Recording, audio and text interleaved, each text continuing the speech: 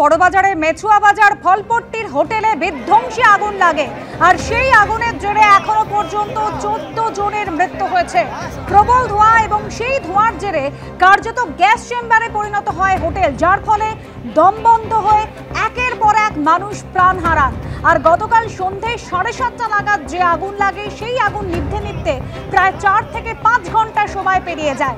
এতক্ষণ সময় ধরে হোটেলের মধ্যেই দমবন্ধ অবস্থায় এতগুলো মানুষ প্রাণ হারিয়েছেন।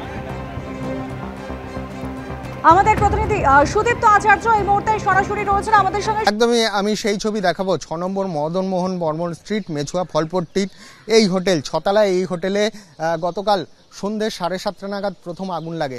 আগুন যেটা স্থানীয় সূত্রে জানা যাচ্ছে যে সম্ভবত দোতলায় প্রথম আগুন লাগে এবং দ্রুত কিন্তু ওপরের দিকে ছড়িয়ে পড়ে। একদম হোটেলটার নিচের ফ্লোর অর্থাৎ গ্রাউন্ড ফ্লোর, সেখানে কিন্তু একটা রেস্টুরেন্ট রয়েছে এবং তারপর দোতলা, 3তলা, 4তলা, 5তলা এবং 6তলা, এই মোট 6টা ফ্লোরে কিন্তু প্রায় 50টার মতো ঘর রয়েছে। এবং যেহেতু এটা বড়বাজারের মতো এলাকায় রয়েছে এবং একটা ব্যবসায়িক স্থান, সেই জন্য কিন্তু বছরের প্রায় বেশিরভাগ সময় হোটেলের প্রায় প্রত্যেকটা ঘর কিন্তু ভরা থাকে। এবং গতকালও কিন্তু হোটেলের প্রায় প্রত্যেকটা ঘর ভরা ছিল। এবং যে সময় সন্ধেবেলায় আগুন লেগেছে সেই সময় কিন্তু অনেক বোর্ডার হোটেলের তাদের নির্দিষ্ট রুমে ছিলেন। এবং যে সময় আগুন লাগে সেই সময় কিন্তু অনেকে ওপরে অর্থাৎ ছাদের দিকে পালিয়ে যায় এবং কিছু মানুষ কিন্তু ছাদে গিয়ে আশ্রয় নেন এবং কিছু মানুষ নিচের যে মেন দরজা রয়েছে এখান দিয়ে কিন্তু বেরিয়ে আসতে সক্ষম হন।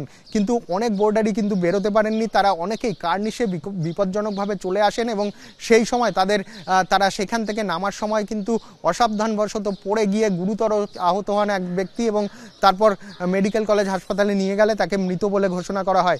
বেশ কয়েক ঘন্টার চেষ্টায় দমকলের প্রায় 10টা ইঞ্জিন কিন্তু এই বিল্ডিংয়ের যে আগুন রয়েছে সেই আগুন নিয়ন্ত্রণ করতে সক্ষম হন। কিন্তু তারপরেও কিন্তু যে প্রচণ্ড কালো ধোঁয়ায় হোটেলটা ঢেকেছিল এবং বলাই যায় যে প্রায় গ্যাস চেম্বারে পরিণত হয়েছিল, সে কারণে কিন্তু দমকল কর্মী এবং কলকাতা পুলিশের ডিজাস্টার ম্যানেজমেন্ট গ্রুপের কর্মীরা ভেতরে ঢুকতে পারছিলেন না।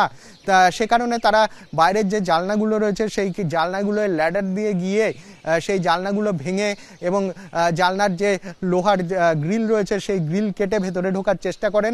এবং তারপর তারা যখন ওপরে ভেতরে যেতে সক্ষম হন তখন দেখা যায় যে স্থানীয় সূত্রে যেটা স্থানীয় বাসিন্দারা এবং উদ্ধারকারীরা যেটা জানাচ্ছেন যে হোটেলের বিভিন্ন ফ্লোরে প্রায় প্রত্যেকটা দেহই কিন্তু ঘরের মধ্যে পড়েছিল এবং কয়েকটি দেহ কিন্তু সিঁড়ির মধ্যে পড়েছিল এবং সেই দেহগুলো উদ্ধারের পর একের পর এক অ্যাম্বুলেন্সে করে কিন্তু নিয়ে যাওয়া হয় কলকাতার 3টে মেডিকেল কলেজ হাসপাতালে, NRS মেডিকেল কলেজ হাসপাতাল, এর পাশাপাশি কলকাতা মেডিকেল কলেজ হাসপাতাল এবং আরজিকর মেডিকেল কলেজ হাসপাতাল। সেখানে কিন্তু বাকি 13 জনের দেহ যা এই হোটেল থেকে উদ্ধার করা হয়েছে তাদের মৃত বলে ঘোষণা করা হয়। ঘটনার প্রথম থেকেই কিন্তু খবর পেয়ে কলকাতার নগরপাল ফিরহাদ হাকিম এবং রাজ্যের মন্ত্রী ডক্টর শশী পাজা তারা এখানে ছিলেন এবং তারা পুরো কিন্তু সার্চ অপারেশনটা পুরোটাই তাদের নজরদারিতে হয়। এর পাশাপাশি কলকাতা পুলিশের পদস্থ কর্তারা যেরকম ছিলেন, পাশাপাশি পুলিশের নগরপাল তিনি নিজে ছিলেন।